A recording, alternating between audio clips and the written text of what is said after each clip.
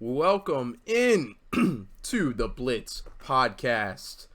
It's been a minute, boys. It's been about 2 weeks since our last podcast, coming off the backs of finals prep, final papers, and then final exams just last week. But all that shit's finished up. Me and Jaden both in the state of Maryland, which hasn't been the case for a minute now. But yeah, man, how's it feel to be back home, ready to talk some football? Yeah, feels good to be finally done. Can put a little bit more focus onto this again. Been a little lackadaisical with the content on Instagram as well as the podcast and stuff, but hopefully we can make it up to you, everybody, with a little bit more content over the Christmas break period. For sure. I saw that the passing yards graphic that was released yesterday, so that was cool. Released another playoff, all the teams still in it as far as mathematically goes for the playoffs. So otherwise known as a playoff pictures, in case you've never heard of that. But yeah, I'm excited to talk some football, but it has been another 2 weeks since we did our last power rankings. So me and Jaden are going to be kind of shooting from the hip for this episode, but I'm looking forward to diving into it, man. Before we really get started, I just want to say a shout out Mitchell McDonald for this dope ass Brian Robinson black Commanders jersey, dude. Check it out. Oh shit. Taking my headphones with me. Hold on. Ready? Can you see the back? Yeah, I can see the back. Our audio listeners must really enjoy this content. It's a dope ass black colorway Commanders jersey. That's Brian Robinson, a.k.a. the man who got shot twice and still managed to become our RB1 heading into that back half of the season. So, yeah.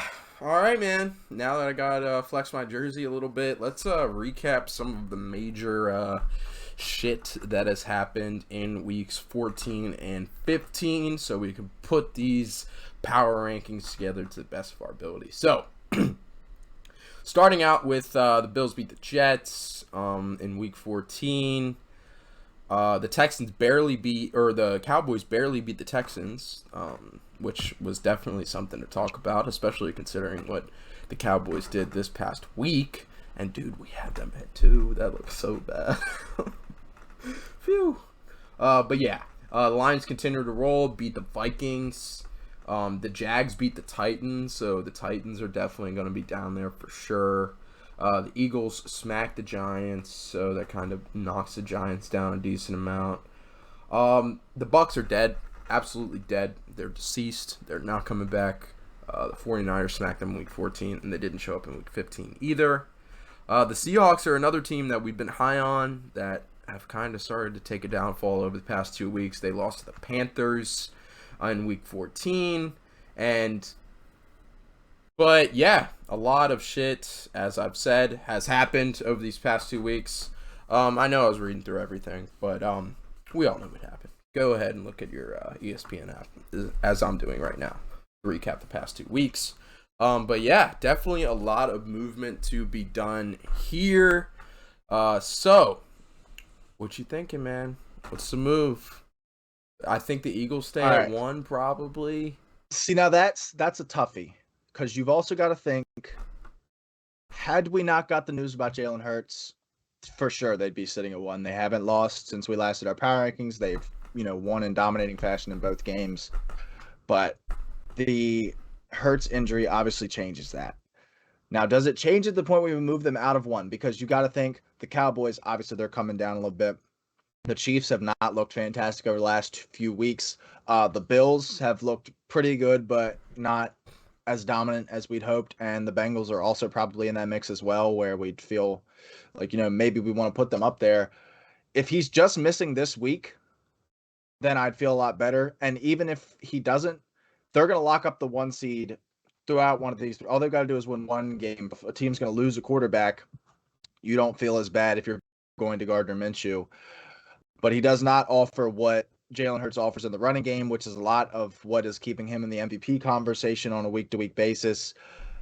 So what are your thoughts on keeping the Eagles there, even with Hurts in or out? So I think looking back at these past 2 weeks, the Bills have really looked impressive. Like, I know that we said, like, I mean, they weren't looking as impressive before these 2 weeks. Obviously, we put them at 4. That's still pretty damn good, obviously. But in the past few weeks, they beat the Jets, a team that we had at the top of Tier 2, and then they beat the Dolphins. And I know the Dolphins have lost 2 in a row, one coming against the Chargers. But, I mean, that was a tooth and nail kind of game, and the Bills were able to grind it out at home. So they've won 2 in a row. I know Kansas City also done the same, but they went to OT with the Texans. They have sneaked. I wouldn't say sneaked by against Denver, but they definitely sneaked by against Houston, which is a lot worse. So KC is definitely out of consideration for this one spot in my mind. I would say the teams that I'm thinking about putting up here is obviously Philly, Buffalo, and then Cincinnati. I think Cincinnati has a claim to this spot, man. They've looked really good over the last few weeks. They go down 17-0, flip the switch in the second half, and I think they beat the Bucks by 20, maybe 17. Like it was nothing. They just came out and dominated a team, and obviously, the Bucks have not been as impressive as we hoped they would be, but yeah, they beat the Bucks by 11. They beat the Browns in dominating fashion. The week prior to that, they've won 6 in a row now. They've won 8 of their last 9. I don't think it's crazy to say we could put them here. I really don't, man. They've looked awesome. Yeah, like, I mean, we put them at 5 prior to that, and they have had 2 in a row. I think Buffalo, Cincy, and Philly is our 1, 2, 3 in some order. Okay, I'm thinking Buffalo should be in that top spot, personally. Okay, then Philly, then Cincy. Is that where? Yeah. I don't know. Maybe Cincy belongs at 2. Like, I know that they definitely have a conversation for 1, but I mean, Jalen Hurts is going to be because, the MVP like I said, if he didn't get injured.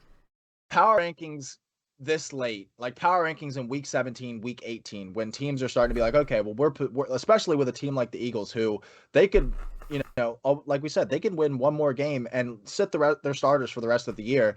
Obviously, if they, like we know, in week 17, they say, well, all right, well, we're sitting Jalen Hurts, A.J. Brown, Miles Sanders, Devontae Smith. Realistically, we're probably dropping the Eagles down into tier 2 because on a weekly basis, that team's not going to win very many games, but we know what they're capable of when they put the players on the field. So it's a little tough right now. You know how valuable, like, Jalen Hurts is to that team, though. Like, he was clear-cut MVP. Oh, for sure. He's valuable to my fucking fantasy team, too. So that was a shot in the heart on Monday afternoon. Like, he finished the game, never left or anything. And then all of a sudden, it's just, oh, Jalen Hurts might miss the rest of the year with a separated throwing shoulder. I was like, oh, okay. That's not good. Yeah, but man, this is tough. I don't think we've had this much conversation at the 1 spot in at least a month or so, just because Philly's been rolling.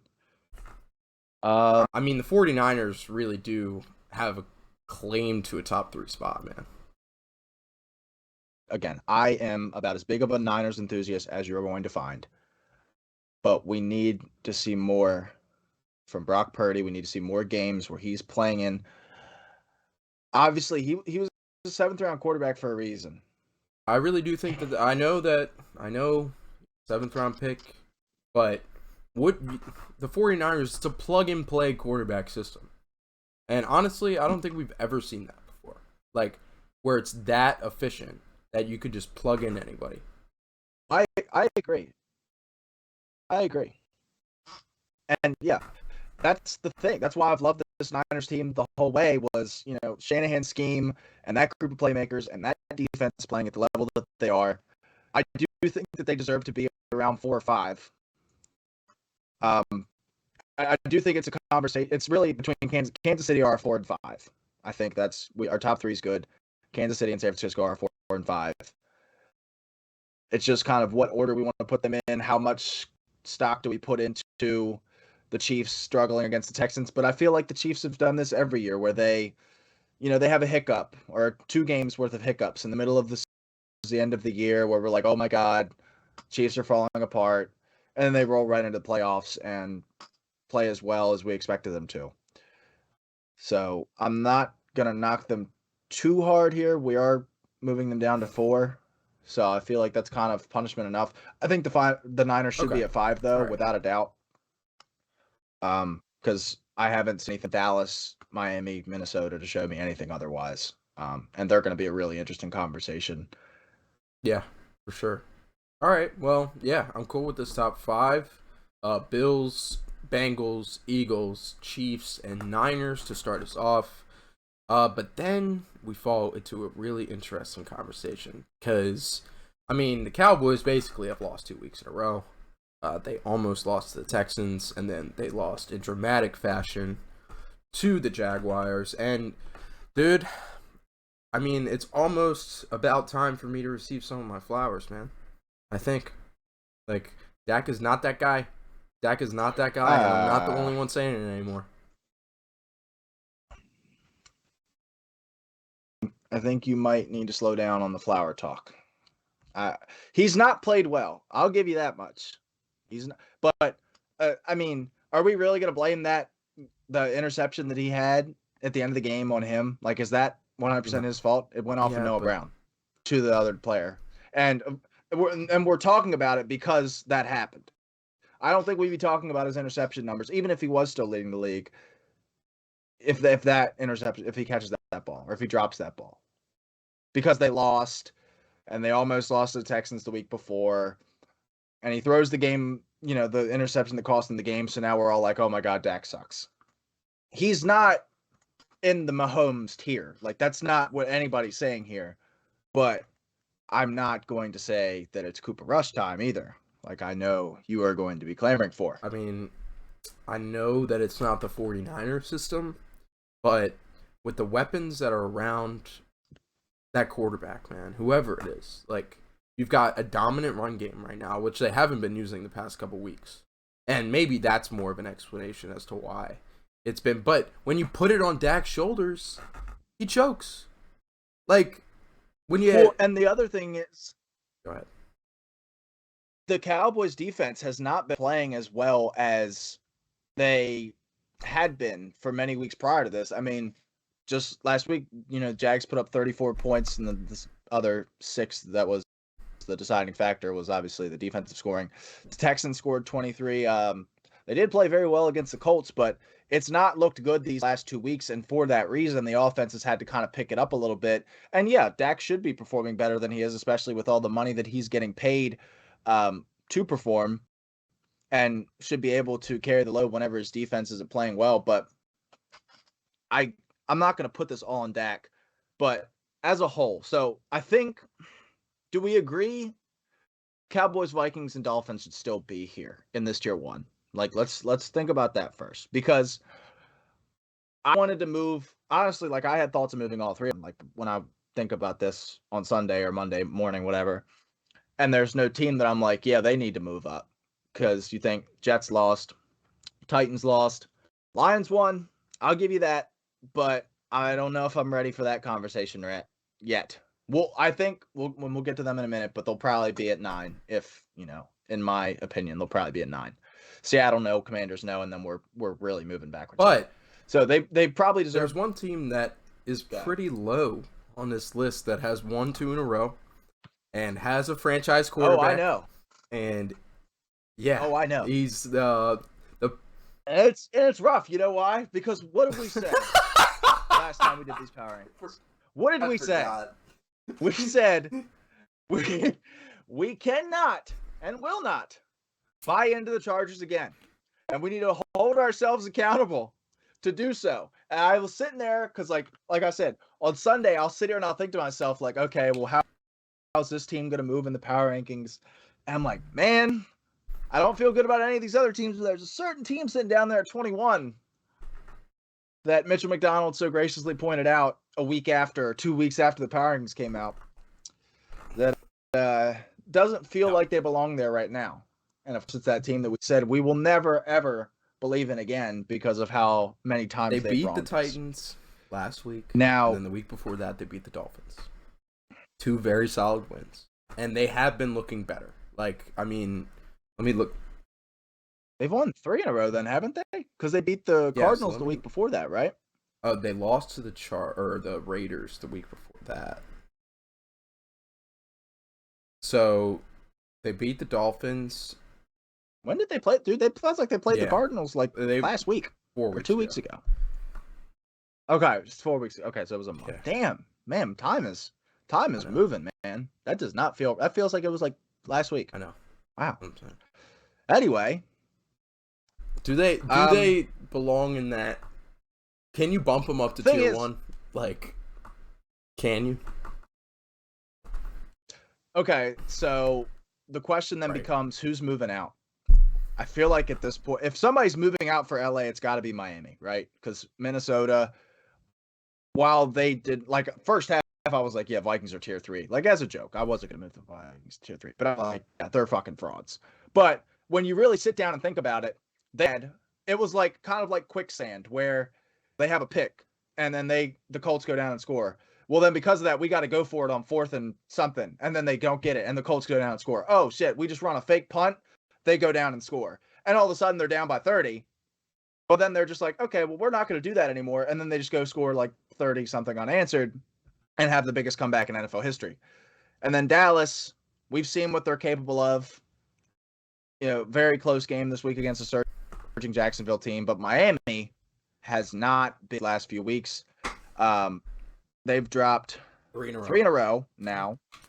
Now they get the Packers on Christmas Day, and New England and New York, the Jets, to finish the season. Good Lord. The offense did look better against Buffalo, but the defense didn't. The defense has been the problem for the last few weeks. And Tua, I will say that Tua doesn't look as good as he did to start the year, for sure. Mm-mm. Like, oh no, he's been struggling a lot lately, and he kind of looks a little frazzled back there. Like, he looks like antsy, trying to make a play. And the whole thing with like this offense is unstoppable, and it feels like there's always somebody open. That was really pushing them to those wins when they were on that. I think it was a 5-game win streak. It's gone. Like that feeling of like, oh my God, they never have anybody covered. Like it feels like Tyreek's open every time they throw it. That's gone. I don't know if teams have gotten hip to it. I think that it's teams starting to cover the middle of the field a lot more, and you're forcing Tua to throw to the outside a lot more, and that kind of throws off their scheme a little bit. But I'm sitting here looking at their like results for the season, very streaky. Started off the season with 3 straight wins, then 3 straight losses, then 5 straight wins, and now 3 straight losses. So you could predict that, we see a win streak coming and they carry that into playoffs, or you could see this maybe faltering a little bit. I don't know. I think I'm ready to move the Chargers into tier 1, and I'm probably going to move the Dolphins down to 9. As crazy as it is. And you know what? This is our last time. We get a pass. This is our one pass. All right. We literally said we would hold each other accountable. This is our cheat day. And we're like both supporting each other, like moving. God damn it, this, bro! Fucking hell! Man. God, I hate them. All the way up. And watch this, dude. Next week they'll get like their shit kicked in. They'll like look absolutely atrocious this week against the Colts with no Jonathan Taylor and Nick Foles at starting quarterback. And that goes without. Yeah, without saying. Buddy, that's gonna happen. But the other thing that makes me want to move the Chargers up is you look at their schedule rest of the season: Colts, Rams, Broncos. That's 3 very, very winnable games for the Chargers. Mike Will's back, Keenan's back, Foley healthy now. And I think Bosa's starting to practice a little bit. If not, he's getting ready to start practicing. So everybody except for Rashawn Slater is going to be back here in the next few weeks, provided they stay healthy, and we'll finally get to see. So excited! And as much as we shit on the Chargers, I fucking love Justin Herbert. So I'm so excited to see him in the playoffs. If they can hold on here. So yeah, I think kind of 8. Did you see that? There was a clip of Justin Herbert after their dub against, I believe, it was the Seahawks.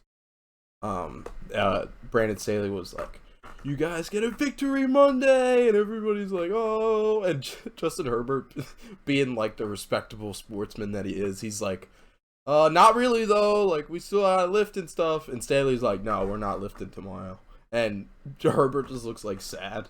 Like he wanted to put in work on a Monday after getting the dub. Oh, Yeah, he's a cool guy. Justin. He's so funny though. Yeah. All right. So, are we happy with this tier 1? I think I'm Yeah. good as. Jesus, This is our man. cheat day. Like 20 spots, like almost basically.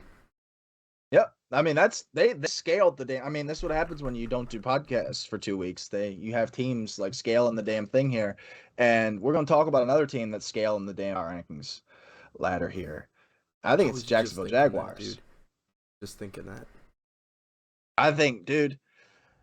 So I was watching It's Just Football, which is a PFF like daily show type situation. And they had the conversation of if you were like Madden franchise style, starting a franchise, and you had the choice of any quarterback, how many quarterbacks do you pick before Trevor Lawrence?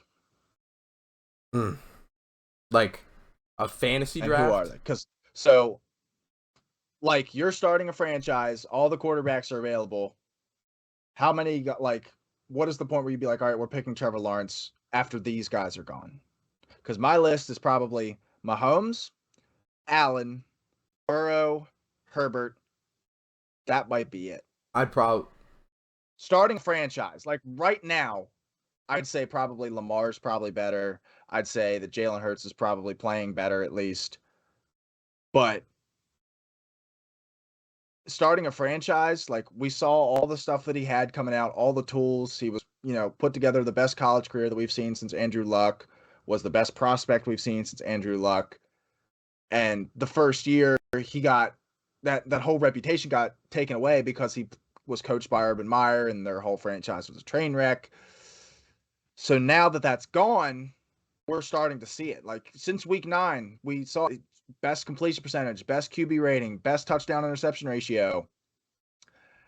And they're going to have a chance to sneak into playoffs here because the Titans fumbling their season away. They're sitting at 7-7 now. Ryan Tannehill, I saw a report today that says he might be done for the year which means if they've got Malik Willis and that limited of a passing offense, I can't see them winning another game. I really can't with how poor he looked against Kansas City and that, obviously one their game defense sample can't size, do it but anymore.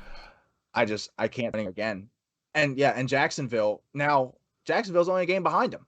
And we're setting ourselves up for week 18, Jacksonville versus Tennessee, potentially for the division, if Jacksonville hasn't already wrapped it up by then. Like that's a real possibility. So, we'll see here, but I think Jacksonville's definitely moved themselves into tier 2, as well as the Ravens. It hasn't been super inspiring, but listen, 17 might be a bit, because you got to think, all right, teams we're moving down. We're moving down the Raiders, we're Patriots, we're probably moving down the Bucks. Like all those teams got to come down into tier 2, in my opinion. Seahawks might be coming into tier 3. Seahawks might be coming down into tier 3. Titans. Ravens are still 9-5. Yeah. If Tannehill's done for the year, I mean, the Titans are tier 3. Can we have a quick? We'll get to that. Yeah. Talk about the Lions. Go ahead. They're balling out. I mean, also they beat the dog shit out of the Jags 3 weeks ago. They put 40 points up on them. And the Jags have played really well since then. But, I mean, this Lions team is fucking here to stay. Like, I said, like, Goff is not a worthless piece of shit, man. Like, I've been an advocate for Goff. And I've been an advocate for T-Law. Like, I feel like, I don't want to toot my own horn, but I feel like I said, like, his rookie season starts this year. Like, you have to wipe out all of last year because of Urban Meyer. His development didn't really start. So, now that I fully agree with you. I love T-Law, obviously, like everyone else on planet Earth. I loved him coming out. I thought he was very comfortably QB1. And I really was hoping that they'd do a little bit more to surround him with talent. Obviously, they've done that in the form of Calvin Ridley, who we won't see till this time next year, which is so exciting. I'm so excited to see how that works out. And they're still, might be able to take a solid receiver in the first round. But yeah. But what are we gonna do? What I was saying was Goff has been Okay. awesome. Like, I mean, he was a franchise quarterback at one time in this league. Like, he was balling out for the Rams in his prime. And he was a number 1 overall pick at one time in this league. I don't know if after that season where you were like, okay, he's a rookie, give him time. I don't know if he was ever a franchise quarterback, because you gotta think there's a reason why they moved on from Goff. It's because he wasn't really getting it done. It was also he did lead him to a Super Bowl. We'll get to this in a little bit. He did lead him to a Super Bowl. That's true, but they also had the number 1 defense that year and a nice group of playmakers. But I want to talk about the Rams in a little bit. I know there's not a whole lot of like actual football to discuss with them, but I want to talk about some other. I want to talk about McVay. I want to have a like legit conversation about what does he even do. But do the Lions belong ahead of the Dolphins? I don't know if I'm ready for that. Yeah, I'm cool with having them at 10 for sure. And I'm really cool with that order that we have right now. The Jets, hopefully Mike White can get his shit together so I can stop watching that fucking Mormon throw the ball 80 yards over Garrett Wilson's head. I'm so fucking tired of him, dude. He is so bad. Like, it's like funny, like, but like to sit back and actually watch a Jets game, he is awful. Not funny, haha. Like, he's funny, legitimately terrible. Weird. Yeah, no. Funny dog shit. He sucks, dude. Like, he's awful. I don't know what his problem is, but he's terrible. Because he's got the talent. Like, he's got a good arm. He moves well in the pocket. He doesn't sense pressure well, but he moves well when he does. And he's just, like, inaccurate as shit. He's mental. Totally is mental now. I don't get it. I don't know why they didn't start Flacco. I legitimately don't know why they didn't start Flacco. Like, Garrett Wilson did get some creds to Zach Wilson after the game this past week. He was like, that boy balled out. But they did end up losing. Was he playing in that game? Did he like check any game film on that before he made that statement? Because he was not, in fact, balling. He was pretty fucking terrible this past week. Wow, I'm going to have to really check the not for kids box on this one. Just for that little Zach Wilson rant there. I'm not gonna be able to sneak this past the algorithm this week. Hate to see it. But yeah. I'm probably gonna leave the Jets right there. Like, I think followed by the Jags. I agree. And then I agree. I know the Commanders just lost the Giants at home, but we did get fucking absolutely robbed. That was probably the worst officiating game that I've seen in a long time, that I've watched in primetime at least. Like, that was horrific. It was not good. Oh, it was bad. Like, I'm usually like gonna sit here and make fun of you because you guys lost. You guys got screwed. I like on the illegal formation, and then again on the PI. Like, you don't, like, they say like the refs don't want to make that call there, but then you call an illegal formation on some bullshit like that, and then you don't give them the makeup call there on the PI. Like, if even in your head you gotta be like, man, we did kind of screw them over there because they had the touchdown, so you're probably like got your whistle in your mouth waiting for any kind of contact. Absolutely nothing. That was terrible. The Commanders for sure should have won that game. They did, because they outplayed that. That's what makes me so mad. Like, I don't know. I can't stand. I don't know. The Giants did. Kayvon Thibodeau and Saquon Barkley looked good. That's it. The team didn't look good at all. Like, those two individual players looked fantastic, and I give credit. Congrats to Saquon, Kayvon, and the guys wearing the striped shirts. Those are the guys that won the game. Like, I can't. If I were a Giants fan, I wouldn't even feel good about that. Like, that wasn't a win. Like, I can't. Like you said, we outcompete the team. We won, and like, I can't. I've never had this happen with the Commanders where we got so badly robbed. It's such a crucial time for us too, man. Like, we can't lose. Like, that puts it with the Lions sneaking up on us now. Like, that puts us in a really tough spot. And I can't believe it. Like, Terry, I don't know if anybody saw the clip. He literally checked twice with the ref to see if he was lined up in the right spot, and he still unzipped his pocket and fucking threw that flag. I can't believe it, but I would probably put them behind the Jags, to be honest. Commanders? Yeah, no, I'm fine with moving them in front of Tennessee. I think like you said, I'd rather have Jacksonville in front of Washington at this point. And with that win, though, I do think the Giants deserve to move back up into Tier 2. haven't been super high on them this year. However, they're now at 8-5. It's not like they got absolute complete luck, because in the same breath, while you guys did get screwed, you're down 8. So not only do you have to score the touchdown there, you got to get the 2. Then you go to overtime. Who happens there? Calls. There was 3 So the PI calls that should have been clearly called that were past their 30 in their territory. Right. But you are a Commanders fan. You're right. So you're right. But we gotta take your burgundy glasses off, my friend, or your maroon glasses off. The Giants did lose 48-22 to the Eagles the week prior, in which in the third quarter, Gardner Minshew entered the game. I'm pretty sure. Yeah. Well, that was bad. All right. Well, all right. So we've got the top 5 Yeah. of this tier 2. Since we've talked about moving up the Giants, we've talked about moving up the Ravens. We're now have about 12 to 13 teams sitting here in tier 2. We've got to make some tough choices. Let's get those out of the way first. So who's coming out of tier 2? Yep. I think the Bucks have to come out of tier 2, and even though they won, I think the Raiders have to come out of tier 2. And honestly, I wouldn't even be opposed to the Patriots coming out of tier 2 as well, because they shouldn't have lost that game the way that they did, but they still didn't look good. And the Raiders shouldn't have won that game the way that they did, and they didn't look good either. So it's kind of a weird week spot. Prior, the Raiders got they lost to the Rams, Baker Mayfield, in his first start. Yeah, and the week before, the Patriots did beat Arizona, but Kyler Murray goes down on the third snap of the game.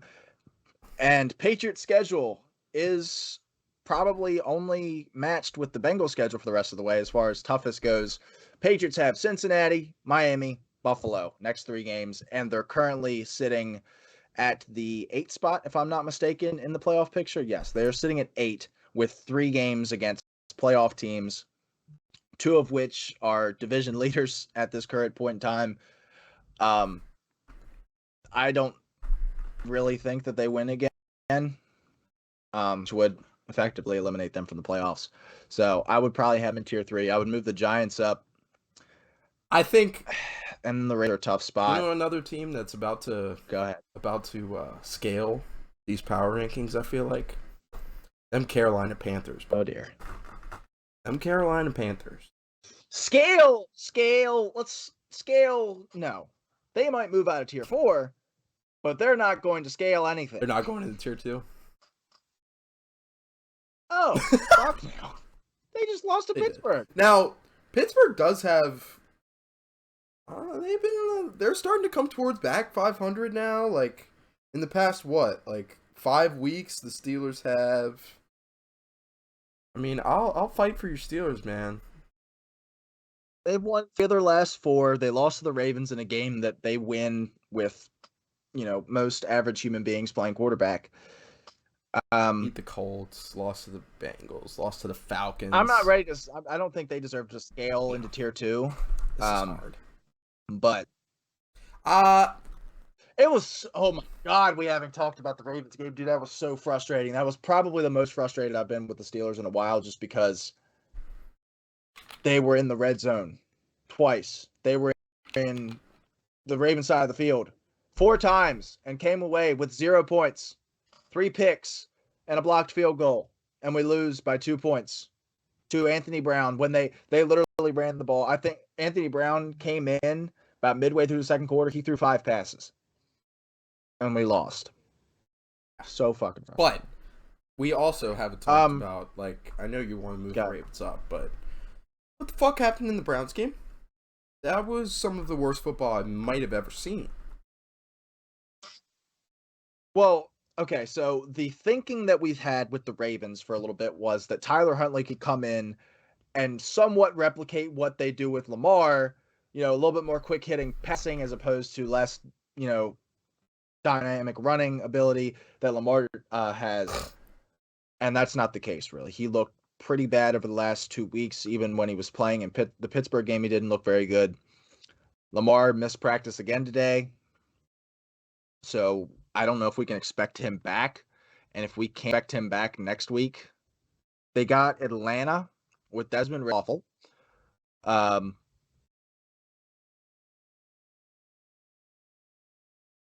I'm kind of losing where we're at in this conversation right now because we're like bouncing between the Ravens. We were talking about Ravens. Like 9 other teams. Let's solidify tier 2. Okay. I think the two teams that I think the Seahawks definitely should be moved down. They've lost 2 in a row. They have lost 2 in a row, right? Well, okay. So who replaces them in tier 3? That's the real question. Because we have to have somebody to replace them with within reason. I think that the Giants and the Packers both move up. In front of Seattle and New England? And just basically, I might put the Packers in front of the Giants, to be honest with you. This Packers team, now with Christian Watson playing the way that he's playing, becoming a solidified dude, this Packers team, they aren't mathematically eliminated from the playoffs, man. They could still... They need a little bit. Yeah, they need a little bit for sure, but they convincingly beat the Rams on Monday. And then the week before that, they had their bye, which they benefit from in our history. But they smacked the hell out of the Bears in week 13. In week before that, they only lost by 7 to the Eagles. I know a touchdown came late, but they did play them pretty close for most of the game. So, I don't know. As I'm talking about it, maybe the Giants are ahead of the Packers. I think we should keep Seattle in tier 2. They haven't looked good as of late. I don't think we can do that, man. But and the thing that scares me about them, and the reason why I would want to move them down, is it kind of feels like they're running out of magic. Kind of in a similar way that the Giants have over the last month and a half or so, since they were 6-1 to start the year, and they just feels like what they're doing isn't working anymore, and they don't really have the skill level to move anywhere else. It's kind of how it feels with Seattle. Now they've got more talent, at least on the offensive side of the ball, than I think the Giants do.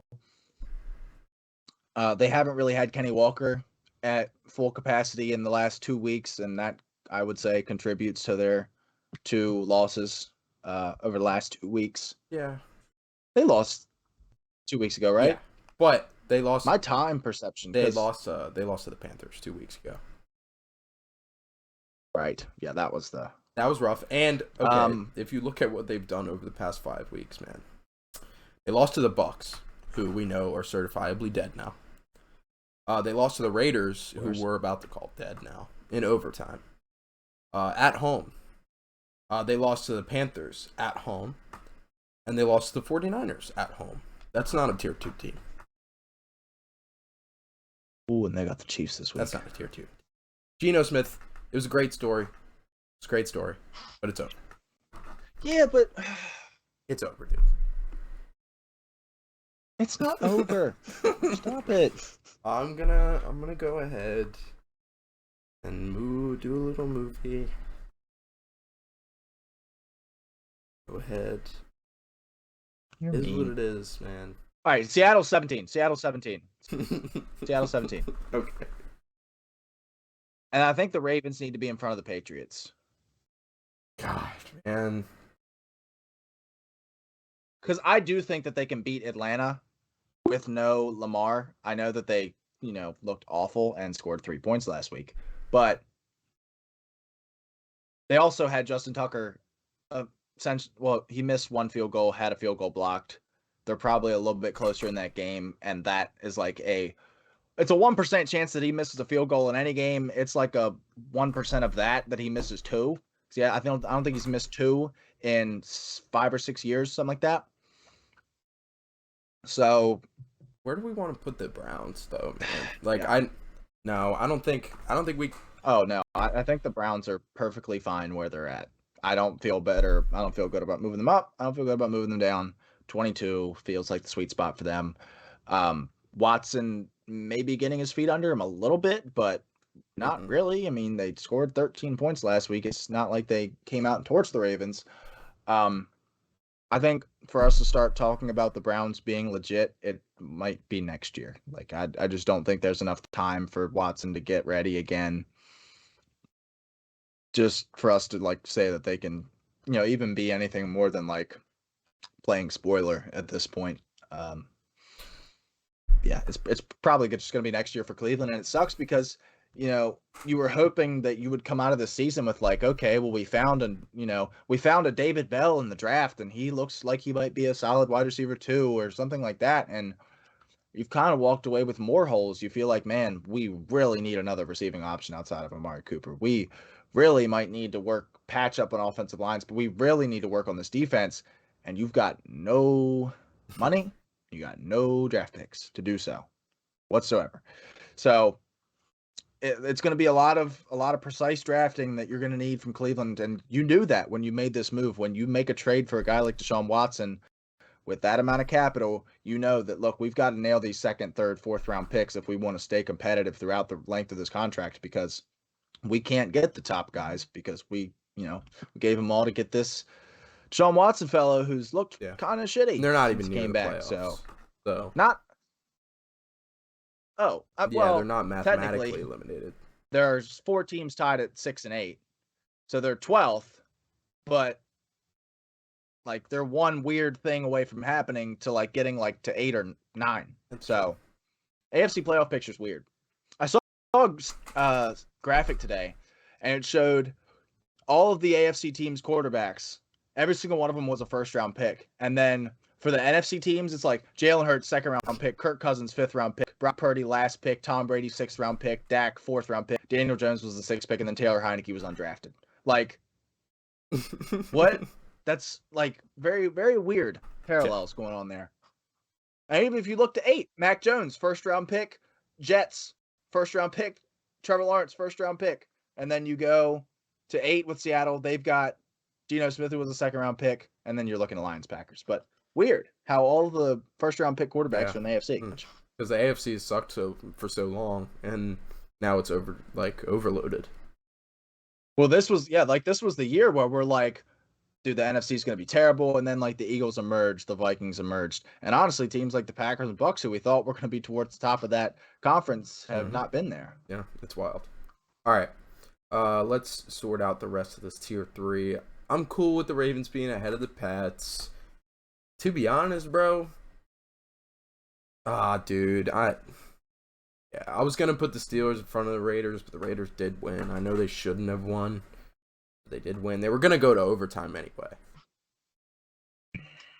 Yeah, so and like what I was saying is, because like we had Levi there, Patriots fan, and he was like, that's so stupid. We should have won that game. I was like, realistically though, if the Patriots go to overtime, and that offense looks like it did for the entirety of that, what are the odds that you win that game anyway?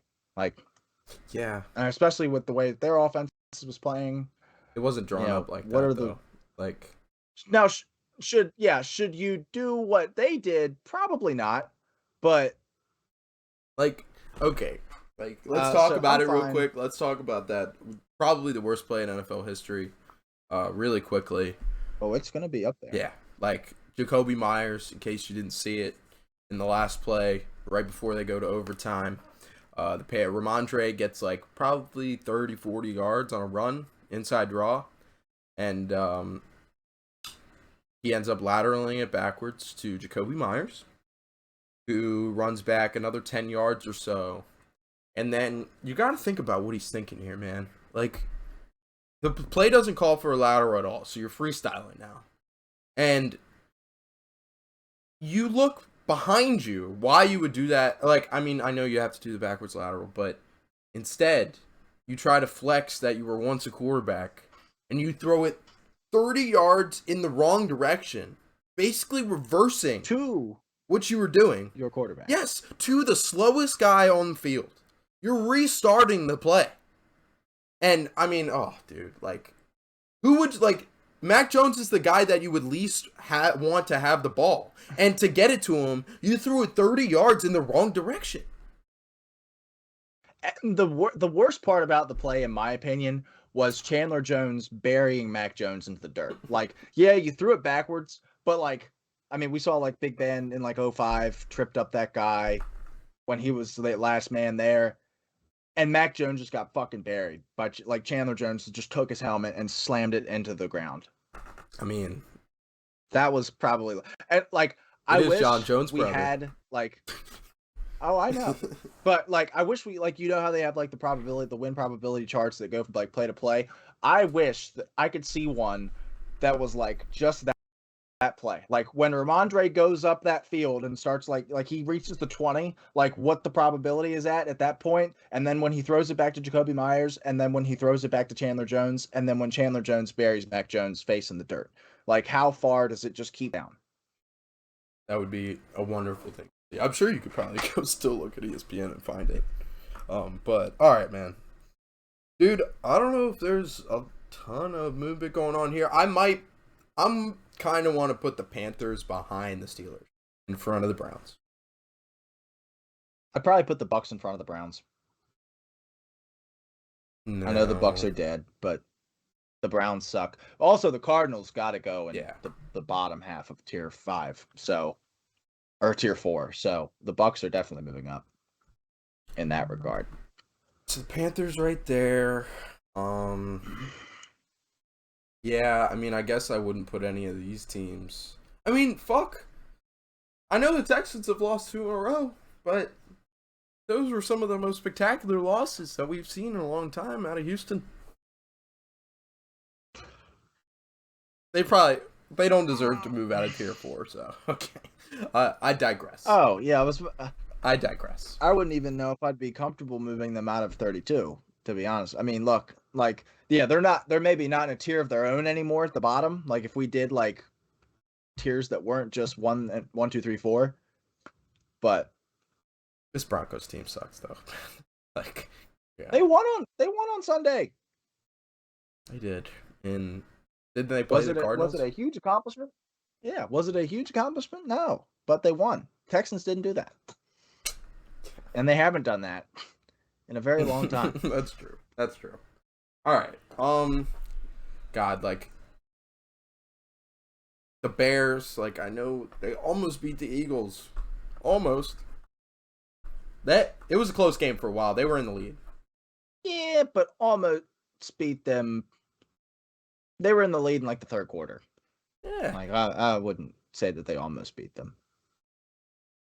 And then the week before, I don't remember what they did, but I'm pretty. Okay, so Arizona needs to move into like the bottom 2 or 3. Oh. With no Kyler, with no Colt McCoy this week, he's got a concussion. So you're looking at Trace McSorley. He was a train wreck. And that we've talked about that roster at length already. That team is talentless outside of DeAndre Hopkins and Hollywood. So don't have their 3 starting corners for the next 2 weeks either, I don't think. James Conner's back though. That's fun. James Conner's back. Yeah. So. That's a thing. I think so. Yeah, I guess we can. Tier 3 is good. Tier 4, yeah, I'd take Chicago up. I'd move New Orleans up because Atlanta with Desmond Ridder does not seem to be very good. And New Orleans beat Atlanta this past week. I'm sorry about all my Falcons talk, man. I'm sorry. Like I was out my ass. Hey, I was out my ass, man. Happens to the best of us. I just want to take a minute to say that I was huge on the Cardinals, or not the Cardinals, the other bird, the Falcons, for a long time in these power rankings, and I'm officially out. Call me quit. But this is it. This was the line. This was it. I watched them this week, and I was like it was just really bad football, man. Ridder did not look good. I thought they'd try to protect him a little bit, some rollouts, shit like that. Sir. Who? Yeah. It was rough. God. All right, now we arrange the shitty teams around. I mean, okay. The Broncos do deserve to be moved up because they played the Chiefs relatively close. Like, in comparison to what we thought that they were going to do, they played them relatively close. Final score 28-34, and they beat the Cardinals. Yeah. I would say that they definitely. I would put the Cardinals at 31.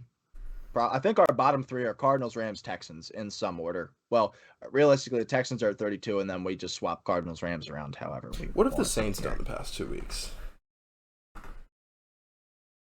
They beat Atlanta, then they had a bye. Yeah, you're right. So, or they had a bye and then they beat Atlanta. So, I mean, I would probably still put Chicago ahead of them just because of Fields and he's healthy. oh yeah, I would too. Chicago's looked a lot better. And again, they're just trying to build off of, find something to build With off this of. roster, though, oh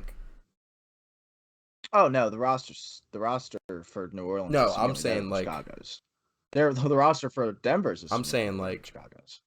In comparison, Saints and Broncos, like with the rosters, I think the Broncos probably have a claim ahead of the Saints. But the Saints still have a shot at the division. That's the difference. Yeah, that's kind of, and I mean the Broncos are eliminated from the playoffs. That's fair. So, okay. I'm proud. No Jonathan Taylor for the rest of the year.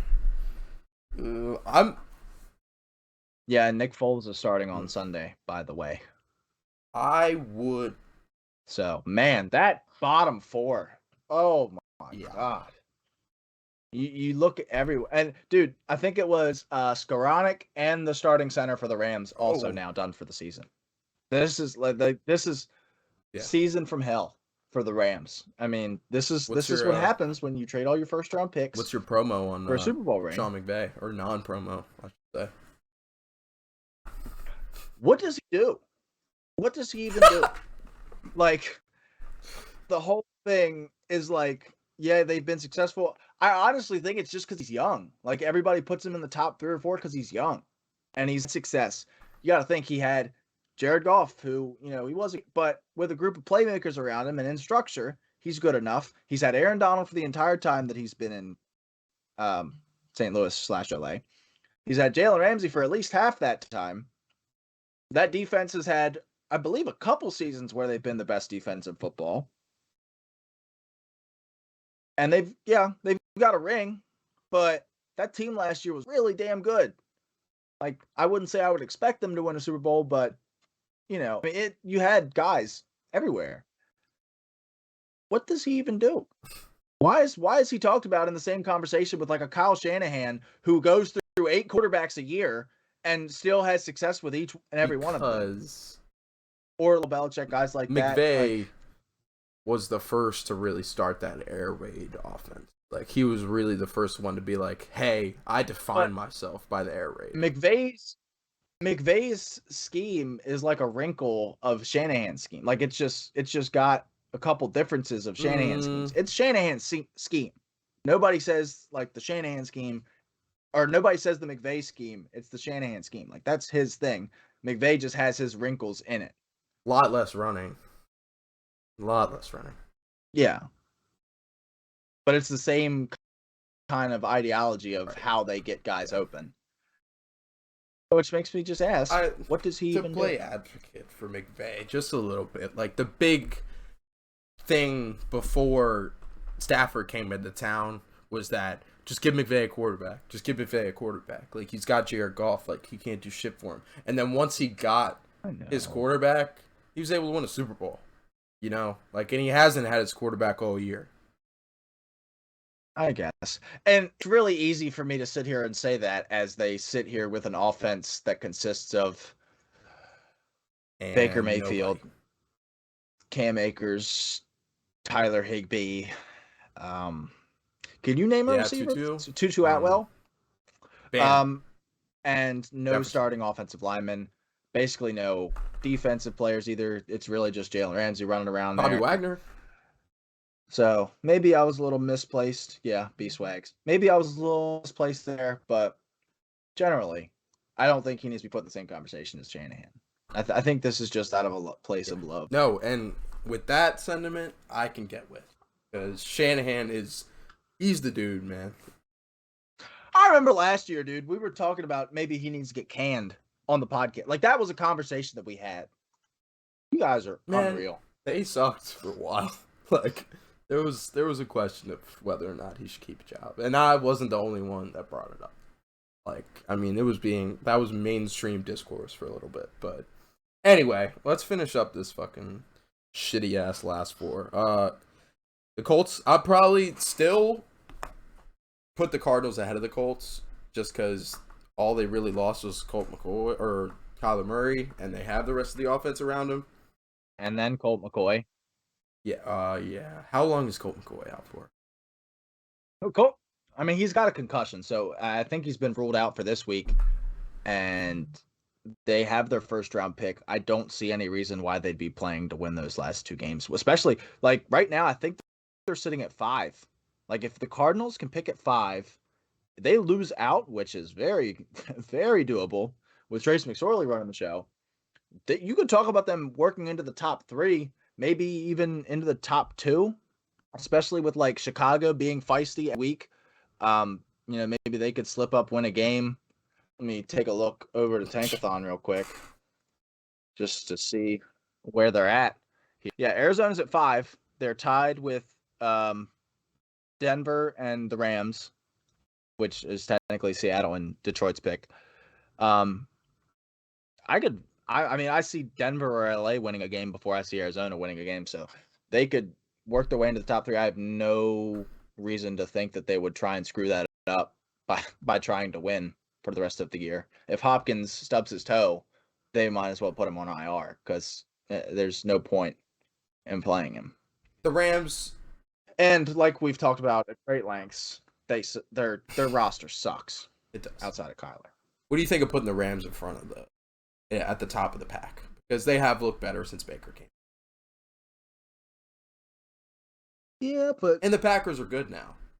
Again, we can name one wide receiver on their team. One. Van Jefferson. Who's playing?